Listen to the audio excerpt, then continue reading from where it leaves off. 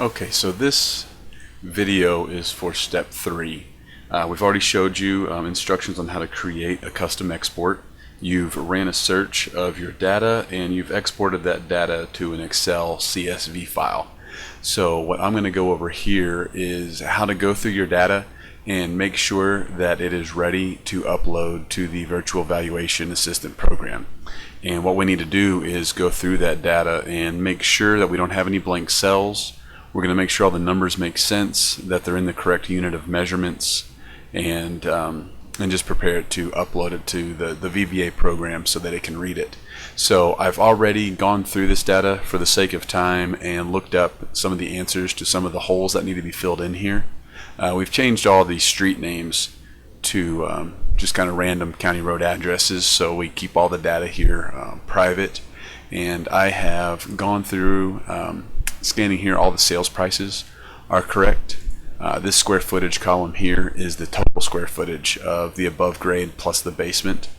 And in this neighborhood we found that only one house had a basement, but in this basement column there are some blank cells that will cause an error when the file is uploaded. So we're going to go through these that don't have a basement and go ahead and put zeros here.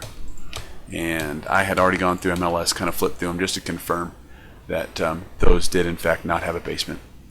Looking at the bedroom column here, scanning down, I've got one house down here that had a 0 in for bedrooms.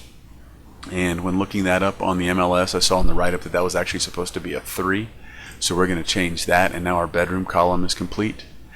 Same thing on the bathrooms. Had one house here. The third house here was supposed to actually have 3 bathrooms. It was reported as 0. So now that we put that 3 in there, all the bathroom counts are correct. Full bathrooms were all correct. Half bathrooms, garages, carports were all correct.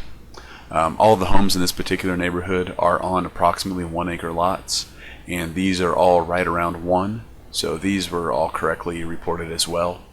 Fireplaces were all correct. And then we get over to lot size square footage, and we've got 2 houses here that reported as 1. And when I looked these up, this one was supposed to be 43,843, and this one was supposed to be 49,188. Okay, our next column is sprinkler details. And in the MLS in my market, sprinkler is one thing that it's got its own field, but it's not always completed in the MLS. So where I get this information from is under the sprinkler details column, but also from over here. Previously we recommended in one of the earlier steps to include the miscellaneous exterior information from the MLS, so that way you can look at it for other items that might not have their own columns, and sprinklers is one for us that we use in this area. So I'm going to go through these using sprinkler details and miscellaneous exterior, and I'm going to put 1s and 0s. 1s if the house has a sprinkler system, and a 0 is going to be used if the house does not have a sprinkler system. And it looks like most of the houses in this neighborhood that have sold do have sprinkler systems. We just have one with a 0 here. And then we're going to do the same thing with pools. Pools are usually reported as no or yes. Sometimes they are left blank, and usually that means they don't have one. Again, what I'll do is just kind of go through MLS and just kind of confirm that if it wasn't reported, just go through and check and make sure that they were in fact supposed to be no. So all the no's I'm going to change to 0. Yes, I'm going to change to 1 to indicate that it does have a pool, and the rest of these are going to be 0s.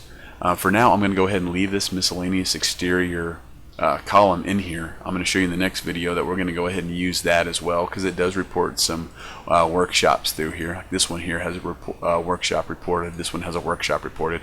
So we'll use that one here shortly. And we also have a year built column over here.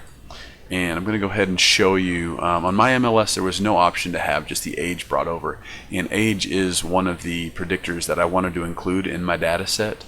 So I brought the year built over, and then I'll go ahead and create a column, title it age, and the formula that you're going to use to do this is going to be equals 2016 minus, and then click on the year built that goes with that row, and then hit enter.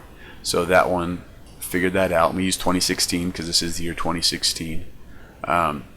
After you do that, just highlight the field you just put that formula into, grab this little box down here in the bottom corner, and you can drag that formula all the way down. Now we're going to go ahead and create one more that is an age column, and the reason is I'm going to, in the next video I'm going to show you, we're going to go through here and delete some of the columns that we're not going to need once we upload it to the program. But if I delete this column right now, it's going to mess up this column, because without this column doesn't know what that answer should be. So when we do that, we're going to go ahead and highlight all of the answers that are in this age column. We're going to copy them, we're going to paste them over here, and it's very important that rather than copying formulas, you do the paste option that's copying the values. So we're going to click copy values, and now this column won't be necessary, and I'll show you. We'll delete that one in the next video.